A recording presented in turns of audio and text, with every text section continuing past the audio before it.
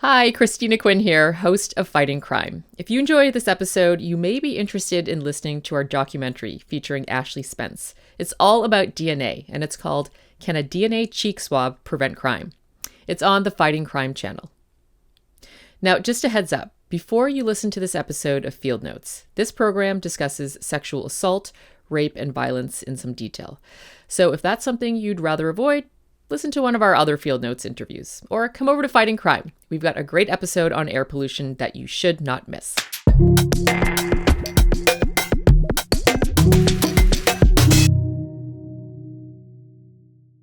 DNA testing has been used in criminal cases since the late 1980s. Many of us assume it's just part of how police investigations work: routine, widespread, and reliable. But Ashley Spence says the reality is far more complicated. Ashley knows this issue better than most. She founded the DNA Justice Project in 2022, motivated by her personal experience as a survivor of an assault, which was solved using DNA. In this conversation, we tackle the pressing questions around this technology and ask, if the science exists to identify suspects, why are we leaving it on the table? I'm Kevin Ring, and this is Field Notes.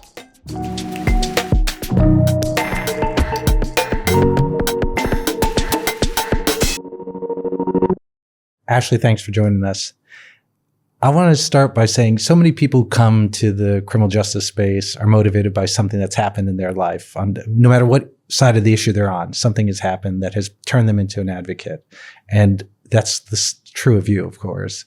Can you share the experience that brought you to the advocacy world? Yes. Well, thank you so much for having me here. I never thought I would be doing this work, if I can be honest. I'm from Texas originally. I went to college at Arizona State. I was about to start my sophomore year. I was so excited, just to be free, to be on my own. And I went about a week before school started to get to know my new roommate. At this point, we weren't in a dorm anymore. We were really on our own in an apartment. And they put us in the very back corner unit on the ground floor. Building K, I will never forget it. It's etched in my memory. And, I went to bed one night. I'm not going to go into too many details, but I went to bed, and as I always did, feeling like I was safe. But unfortunately, this night I wasn't. And while I was asleep, an intruder came into my apartment, and I was very violently raped, beaten, and tortured for hours. But very lucky because I'm here with you now, but he got away and I never saw his face. And it was a cold case for nearly 8 years, so for over 7 years. And he was finally apprehended through a DNA match in California. What was that like, though? Not in the days after, but for a while, where you're thinking, am I safe knowing that this person's out there? And what was that feeling? Terrifying. I couldn't do things just like wash my face because it meant for a brief moment in time, I would have to close my eyes. I didn't know who did it. Before he left, he said, if you tell anybody, just like I've been watching you and your friends, I will be watching you still, and I will come back and I will kill you. And, that was haunting, and almost more so than that, because I was kind of in a state of just like shock and terror. But, I would hear the muffled screams of his victims in my head. I couldn't sleep at night because I knew someone like that was not stopping, and he was free. And what did it do to your life for that period? What did you do in the years after? Oh gosh, it took me down a very, very dangerous path. I tried to be strong. I tried to go to school, but I was no longer Ashley, right? I was the victim now. It was all over the news. I feel like my sense of self was totally stripped, and working so hard, I was calling people that had called my apartment that night, a guy, and accusing him of coming into my apartment and assaulting me, and being recorded. It was just a nightmare, really. And I ended up moving to Newport Beach, California. I dropped out of school and I said, I'm going to start fresh. And, that took me down a very scary path too, because I didn't tell anybody. I lived in silence for 13 years. So I was numbing out with alcohol, Xanax, anything you could imagine, just to not have to feel the pain in the darkness.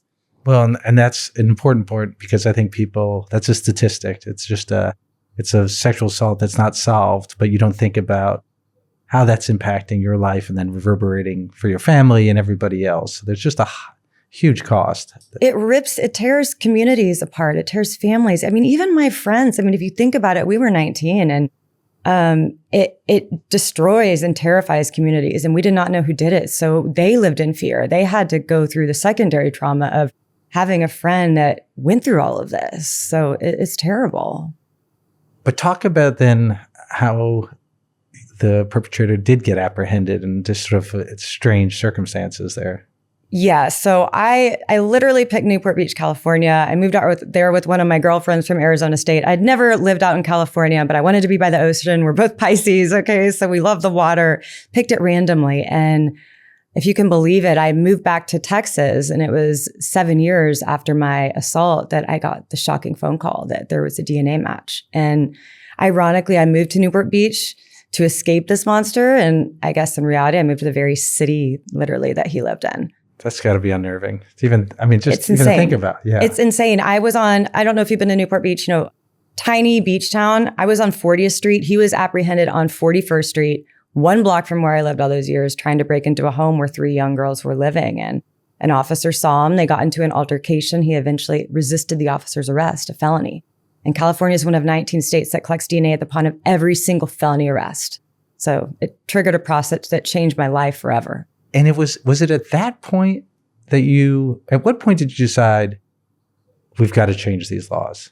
I mean, was it immediate? Was it when he was finally apprehended and you realized it was DNA that was the answer? What was it? No, because we still had to go to trial. So we waited 5 years for trial. Partly he was trying to represent himself, which was a nightmare. And a really important reason was we were waiting on a Supreme Court case. In 2013, Maryland versus King, they found that taking DNA for serious offenses, qualifying arrest, is a reasonable part of the booking procedure. In fact, it's like fingerprinting. And, in my opinion, it's more accurate. So because of that ruling, we were able to go to trial. And, that DNA, I want people to realize too, it doesn't mean it's certainty, but that's what is used as an investigative lead. That is part of the whole process. So we had to go to a full trial, and in trial, they were able to prove that it was 38 trillion times more likely his DNA than anybody else's. Along with everything else, he was arrested. There was a shed behind his home full of women's underwear and ID cards from literally all over the world. He traveled for the Olympics. He would take odd jobs, So the amount of victims he had, we still do not know. And his sister came to sentencing, and his sister, we were crying and hugging each other, telling each other how sorry we were. And she said, I had to become a detective because I grew up with him as a brother and we're certain he's murdered people. Wow. So I finally got that closure. He's in prison for nearly 138 years. But what scared me was I did not realize that every state did not collect DNA at felony arrest, And in Arizona, for example, as the law stands, for resisting the officer, they would have never swabbed his cheek for that. So he would still be free, terrorizing his next victims in the very state that he's serving his prison time. It's an incredible story. Obviously, I'm sorry you had to go through that to get to this point, but you've made it a mission now, and you're doing such amazing work. So, your career now has just been one of successfully using that story and just other people's experiences to change the law for the better. So you decide to create DNA Justice Project. At what point? When did you sort of make this the full time? So I had yoga studios in Austin, actually, very different work. But I was going and testifying kind of on the side. I was speaking on the side, and I met this woman, Jan Sepich, in Texas. And Texas didn't start collecting DNA for certain violent felony arrests until 2019. So we went in 2017 and then again in 2019, because they meet every 2 years in Texas. And we were testifying together, and her daughter was Katie Sepich. And this law to collect DNA for all felony arrests in many states, it's called Katie's Law. And we actually were both assaulted, didn't know each other, but she was in New Mexico, a grad student, 2 weeks after mine. But sadly and heartbreakingly, she didn't survive. She was very brutally raped and murdered. Her body was lit on fire, and the only DNA was under her fingernails because she fought so hard for her life. And her mom will tell the story, Jayanne, who's become like a mom to me and just a complete mentor. And she said she sat with detectives and she said, well, he's not going to stop. He's going to get in trouble for something else. And when they arrest him, they are going to swab his cheek, and then we'll find her killer. We'll find the match of DNA. And they were in New Mexico living there. And they said, I'm so sorry, Jayanne, but you cannot just swab someone's cheek if they are arrested for a felony. So that activated something in her to go state to state to change these laws. And as I said, in many states, it's called Katie's Law. And we will never know the amount of of children and daughters that she has saved by that work. But she's since retired and kind of gave me the wings, which was a big, you're filling big the shoes. footprint. Yeah, no, I'm trying. It's well. Hard. So people, if I tell people I'm working on DNA, they're like, that's been around forever. That, of course, it's used. Isn't that part of the process? But you know better than most that it's not, and that you're having to fight. But it's not only just fighting to expand collection laws and who we can take it from, but also even collecting it, then doing the work on it, right? Like the labs are overflowing and things like that. So it's not being used to its potential. Why do you think that is? Like, I mean, we'll drill down, but like, what big picture? Why, if this thing is so effective, why are we not using it more? Do you think? Oh, I ask that all the time. I thought it was going to be easy. It's, I didn't know much about this work, and I didn't, traveling state to state. And I'm like, well, the reason that I went through what I did and I survived is because now I have this story that can help save other people from going through this. It's going to be meant to be, but it's been so hard, so hard. And there's two reasons. And I think a lot of it is misunderstanding on what is going in, and people get freaked out of DNA database, right? But I'm like, this is actually system CODIS, the combined DNA index system is what we're talking about. It has been around since 1998, since its inception. We have never had a breach. And everyone thinks that, forensic genealogy is solving so many cases, but that's like your whole DNA. And I'm not going to bore everyone listening, but DNA is 3 billion markers. That's what makes us human. That's what say I'm Lebanese if I'm predisposed, to genetic diseases, all those things. What was picked by genetic scientists to go to our DNA database is actually not that. It's 20 markers out of the 3 billion. And it doesn't have any coding information. It's literally a set of numbers. There's not even a name in the system. That's kept in a private, offline, totally secure system. So I think a lot of it is educating people. And if you're found not guilty, this is really important. It's a federal law that you have to be able to have your DNA expunged and destroyed. The Office of the Inspector General, they do annual audits on the labs. They do random audits on the labs, and there's heavy fines and jail time. So not only does it protect victims, it prevents crimes, it gives justice. I truly believe it completely protects the civil liberties of those that are arrested. And it's like a fingerprint, but it's more accurate. Well, it not only, the research on this, because it was done by Jennifer Doleac, who runs Arnold's criminal justice program, but not only does it solve crimes, there's strong evidence that it deters people. Once they know that they're in the database, they're less likely to commit crimes. And so it does feel like it's a win-win. Like it's deterrent and crime solving. But we've advocated together in similar places. And I think you're right about the confusion. In Pennsylvania, for instance, they're like, this is 23andMe, right? Or this is Ancestry. And so you have my whole family's information there, but it's not that. And I think there is just a lot of confusion about what this is. Confusion. And they're like, well, this is a new database. I'm like, no, all 50 states are already participating at the felony conviction level. So this is not a new system that we're reintroducing. It's not a new database, but we do want to look at expanding at the point at which we're collecting. Yeah. Well, okay. So this is an objection you hear, right? Is I'm not guilty of a crime. You can't swab my cheek and violate my bodily integrity when I haven't even been convicted of a crime. This is America, and I'm innocent until proven guilty. But what do you say to that? I believe that too, wholeheartedly. And I have the DNA Justice Project because I fight for justice. This is one of the most amazing tools that can provide that justice. Okay. And we're talking about a serious offense, arrest, a felony. Okay. So we're not talking about a routine traffic stop. That's illegal. We can't just go and swab people at birth. I've heard that too. That is not what we are talking about. We are talking about a felony arrest. And, I think about this in my case particular. So I mentioned earlier, there was a guy actually that called, he kind of creeped me out. So we didn't have that many people that had come to our apartment. There was about, a handful that week. And he wanted to watch like the Ted Bundy movie. He knew my roommate and I didn't know. It was just really, I felt really unsettled around him. Okay. And he called my apartment at 3 a.m. that night, 3 a.m. So my brain, because I didn't see who it is, that's got to be him. So the detectives collected DNA voluntary from over 50 people. They ran out because college hadn't started yet. So that was kind of all, they ran out of people to collect DNA swabs from. And this guy finally gave his DNA voluntarily. And it took, almost a month to come back, which was also heartbreaking. And I was shocked and terrified because it wasn't a match. Mm-hmm. And I think without this science and without this truth, I have a board member. He spent 18 and a half years in prison, James Tillman. You've met him. For a wrongful photo ID of kidnap and rape. 18 and a half years, and he was finally exonerated.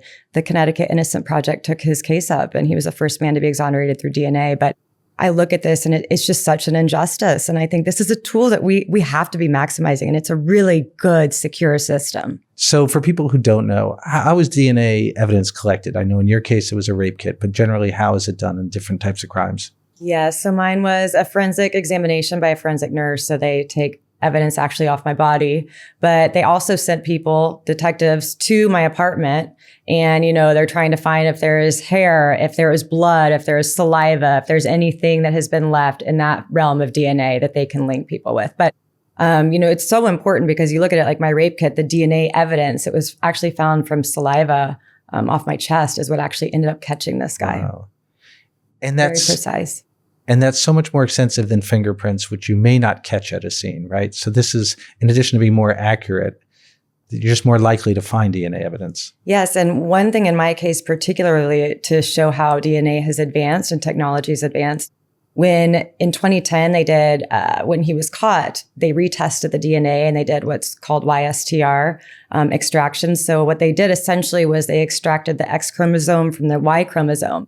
And then they retested the DNA and they found it actually all over my body. And that aligned with every single story that I immediately told detectives and police minutes, hours after my assault. And that made for a very compelling case in court. So it's way more accurate. That is more than any fingerprint could ever tell, way more. So it's a very, very science-based, accurate system. I hear civil libertarians get concerned. You're going to have your DNA taken and it's going to sit on the government shelf somewhere. And so you'll never get rid of that. What do you say to people who think, they just may not trust the government anyway, but they just feel like I don't want them holding on to my DNA, even if I'm acquitted or there's no match? If you're acquitted, if the cases drop, if you're found not guilty, your DNA has to be expunged and destroyed from the system. But it's a federal law. It's a requirement. And I've talked to people specifically at the labs that run the CODIS departments. And they're like, we're not hanging. They don't want to risk their careers, but they can't really, they're not doing anything with it. And I do want to remind people, even when it goes into CODIS, it's still held at the state level. Like the state is in charge of all of the DNA that goes into CODIS. And then we heard in Iowa a concern that if Iowa said, okay, you can't hold on to it, the feds may still, but that's not true either. Right. That is not true. That is not true. There are great safeguards and protections that are in place for a reason. Everyone's very protected through this system. Okay, so we can violently agree on this, but for some reason we have to do a lot of advocacy to convince others. How many states collect at felony arrest, and what's the state of play that you're working on with that right now? So 31 do certain violent felony arrest, and some of those include burglary, and actually we get a lot of hits to burglary. So it's always a good one, I think, to include. 19 of those do for every single felony arrest. When Texas expanded, because we face similar things in Texas. People were worried about privacy. They were worried about the system. All the things that you've brought up, those were concerns. But once we passed to collect for certain violent felonies and burglary, in 1 year, Texas DPS closed over 240 cold cases. The next year it was like upwards of 630. So 2023, we went back to the legislature and we passed unanimously to collect for all felony arrest. And Texas DPS just announced in 1 year, they closed 1,005 cases through this alone. So you start to see it just work. And I think about, the lives we save. I'm a mom now too, Right. and I think about the people that we are protecting. I think people are surprised that California's law, which is all felony arrests, was passed by a ballot measure, I think. Yes. Which is, people think who's most sort of protective of civil liberties. It's more progressive people and the Californians. But when it was put up to a vote, they chose that. Yes. And so I just wonder if there's the legislators are doing a little gatekeeping and not in touch with their constituents who do want this used by law enforcement. Yeah. Most think aren't we already doing this? Yeah, What do you mean? What do you mean? The majority of people think that we are using this. Yeah. But then there's a second problem with this is not just who we can test and when can we test them, but it's also just the processing and the sense that with the rape kits, the backlog and all that sort of stuff. Is that just resource issues? What is that? Why is it such a problem? It's always so complicated and nuanced. I think the more I go and I meet with labs and I see, how hard they're working and, there's always funding issue in every realm. There's capacity issues, but, on top of the rape kit backlog issue, and I know, people like Joyful Heart Foundation, they work very, very hard on that. And that means so much to me, especially as a sexual assault victim. But, the other side of the coin that you have then is the DNA. So you can do all this great work to clear, for example, rape kit backlogs. But if you're not testing the DNA, you're going to clear it against literally nothing. Right. So, really working towards giving people the resources, giving the labs the tools, and getting the policy across so that we can collect it. There's so many different factors, but federally, they've been doing this since the DNA Fingerprint Act of 2005. So, yeah. If you envision a better system, and this, I want you to talk a little about rapid DNA. Like if we were fully exploiting our use of DNA technology, what would that look like? And including just having it more available to more police departments, having it in the booking stations. Like, what does that look like? Yes, I want every single state to be collecting DNA for every single felony arrest, every single one. I want us to really focus on getting the resources and tools to our labs and to our law enforcement. And in Texas, another example, I'm from there, so this is a great one, but we just passed to have rapid DNA technology in booking stations. In Arkansas, it's called the Liza Fletcher Act, which I help work on. And in New Orleans, actually, in Baton Rouge, actually, in Louisiana, they were the first ones to go live with this. So, and what's rapid DNA? Rapid DNA, it's like a printer. It looks like a printer. It's small, but it's the most incredible thing I've ever seen, because in 90 minutes, you can take, for example, if it's in booking for a felony arrest, a cheek swab, you can upload it into a cartridge, put it in this machine that looks like a printer. And in 90 minutes, it can tell you if this person is connected to any of the most violent, unsolved crimes across the country in what's called the DISC. 24 hours, it will check the entire CODIS DNA database. And something like this is groundbreaking. And not only to identify perpetrators quickly, but to eliminate them. And why don't we have that? Another great question. We're working on all these amazing things. But that's money too, right? It is. But you know what I always talk about too is CODIS, when it first came live, you had to put an investment into it. This is new technology. And, we look at every area, in my opinion, of our life that is advanced. It's wild, okay? Every area has technology that is advanced. And we have this incredible technology like rapid DNA, and we are not utilizing it. Why? Well, all these reasons of funding, things like that. But justice is going to continue to be withheld. Right. And we're talking about preventing victims. I mean, literally every minute counts. And we have a tool that in 90 minutes, you can also use it. The FBI they did their standards. So in this last summer, they said that you can actually use these rapid DNA machines on crime scene evidence. So it's a single source sample, saliva, blood, things like that. At the crime scene, you can actually upload it into CODIS. So that's groundbreaking. Do you think, and this is not a political statement, do you think the moment we're in now, where people are worried about federal government agents from different departments, taking pictures of people, putting them into, concern about them being in a domestic terrorism database, just other operations where, when DOJ, they were worried about Social Security information being taken. So it feels like this is a moment where there's more distrust of the government, particularly the federal government, and that's bleeding over into this issue, even though they're very different. But even with some of the newer technologies, it's not regulated in the way CODIS is.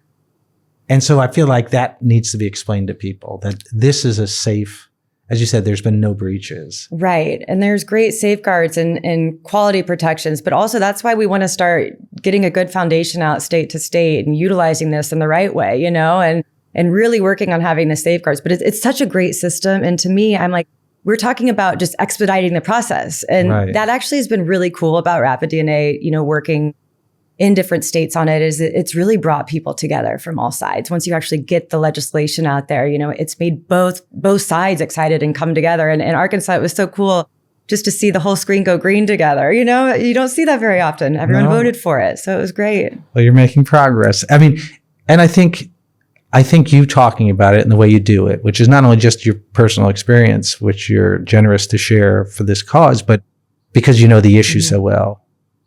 And I think when people think I'm solving a particular problem, right? It's not, this isn't broad criminal justice reform. This isn't some slogan. This is, we could solve more crimes and we could solve them faster, and that will bring justice.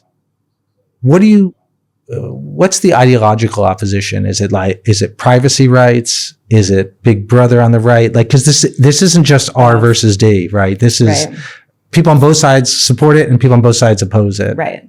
And so what do you most encounter in that? That's exactly it, really, and I think it's been interesting, but I feel like more middle ground people have come together on this. Right. A lot of times it's extremes that kind of horseshoe together, which can happen. But I really do believe that once people can understand how the system works, they develop this great trust with it and they see what good it can do. And, this isn't new. It's what I just keep trying to tell people.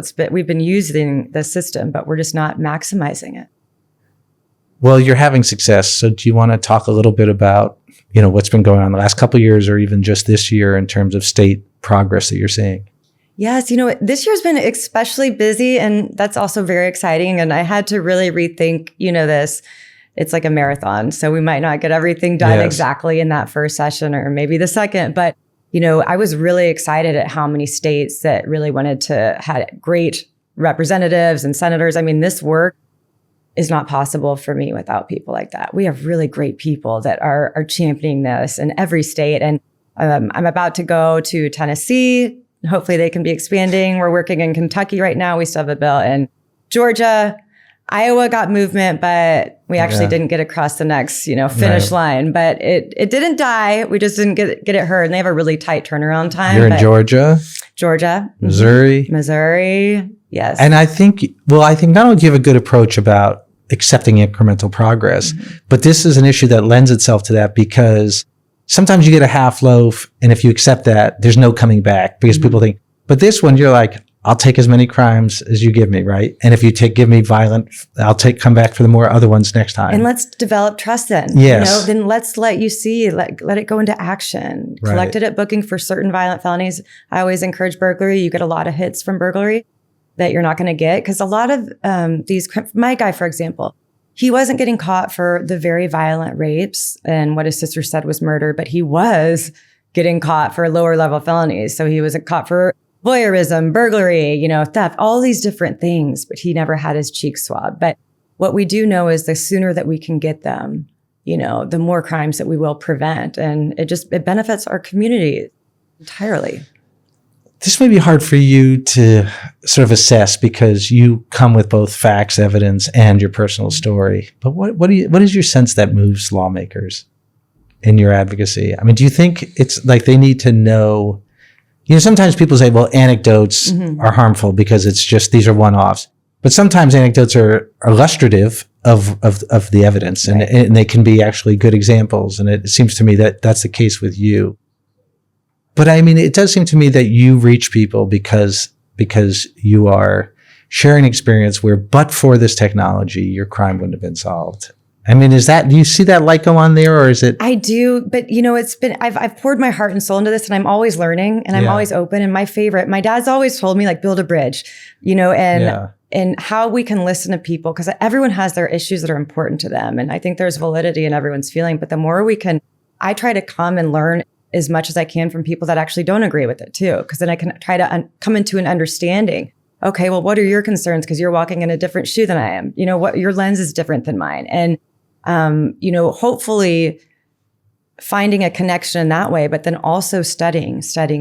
And I'm, constantly learning and trying to evolve, but I think it's bringing not just because as a legislator, they hear a lot of hard stories all the time, a lot, and I've met victims from all over in so many different realms. So it's not just the story. I think that's a big part of it because it humanizes it, but also being able to come with the facts. And I love that Jennifer Doleac is with you all, because before I had met her and met you all, I was using her economic studies when I would testify. Yes. Because then you can look, okay, it's also cost savings.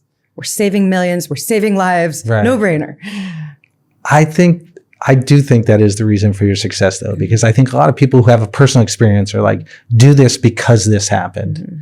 And that's not going to move everybody. Right. And I think the fact that you're open to, like, I know there's arguments on the other side. I'm not dismissing you and saying if you don't do what I want, it's because you're a heartless bastard who doesn't care.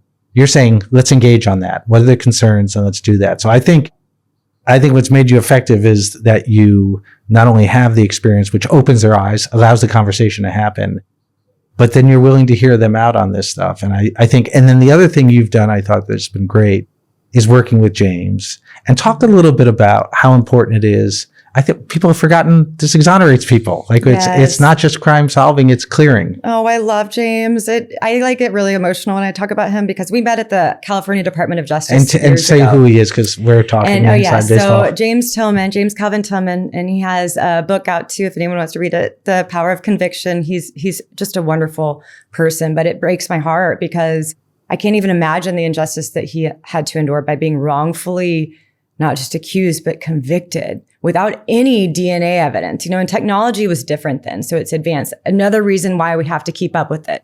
But, from a photo identification, he was put in prison for 18 and a half years. And the guy that actually did the rape and kidnap of this woman at one point was in prison with James, and he knew that James was serving time for it. Unbelievable. And to me, it's a heartbreaking injustice. It's terrifying. And I think that this happens a lot. And we need to not only fight for people like me, but the voices that are lost in the system. This can help to maybe never, ever have to spend a day in prison. And you look at rapid DNA with James's case, he would have maybe spent 24 hours because the DNA wouldn't have matched. What's next? Like, what do you is this just head down? We're just going to state by state. We're just going to. We have a lot of states to do still. but what keeps you motivated? And just like, you're a happy warrior about this stuff. I mean, you have every right to be angry at the world and feel like you were cheated. Instead, you're putting it to a good cause. And you go about it in a way that, I think is infectious, that people are willing to listen to you and makes you persuasive. But how do you stay motivated? Well, we all have our stories. This one, though, it gets hard because when you get so close to the finish line. I know it's a marathon, but then when you don't get it, it's like heartbreaking because I know the impact this will have. I know the impact personally firsthand. But what keeps me going is, my kids. And that's weird because it's hard for them. I'm on the road a lot during this time of year. They're young. They're in elementary school, about to be going into middle school. And I told my daughter last night because I'm like, I'm so sorry I have to leave again for this. It's a big one. Should I get another job? And she's like, no, Mom, you have to keep people safe. Oh, that's good. You have to keep people safe, and it's like this soul knowing that this is hard work, but like, I can do it. And the more great people that come together, I'm so grateful to Arnold Ventures. I'm so grateful to you all. You all have opened doors in this work too, in ways that I have never experienced before, to have the connections in different states. Normally I'm just banging on little doors, You were doing fine. You're doing fine. But, it's so helpful just seeing people believe in it. It gives me hope and excitement. And just knowing, for example, when you see the cases close in Texas, like, gosh. Yeah, just mention that because I think, sometimes you pass reform and then you don't see the results of it. But in Texas, when they made the change, what happened? Yeah, so we solved 1,005 cases. And one woman was very violently murdered. And this guy's actually just awaiting trial now through this. And so I speak to victims all over. Actually, two people that were phenomenal. DNA finally, after 40 years. They've been 40 years. They've been fighting. They're in trial right now up in Massachusetts from their perpetrator. And I do it because I speak to these victims. And if anyone's listening and they've gone through something, just don't give up hope because we have the tools, we have the resources. And the more that we can get different states on board to start maximizing it, we're going to keep continuously giving justice to more and more people. So that really 100% is the fuel. And just meeting great people along the way, because you meet people that can break your heart. And then you meet people that just light that fire in you, that you see there's so many good people that are fighting for us. There really are. Well, you're one of them. And I just want to thank you for being here. Thanks for talking to us. Thank you for everything that you do with the DNA Justice Project. Arnold Ventures is proud to partner with you, and we're just cheering on your success for everybody's sake. So thank you. And I want to thank our audience who was listening or watching. Please do subscribe for more conversations, and we'll be back soon.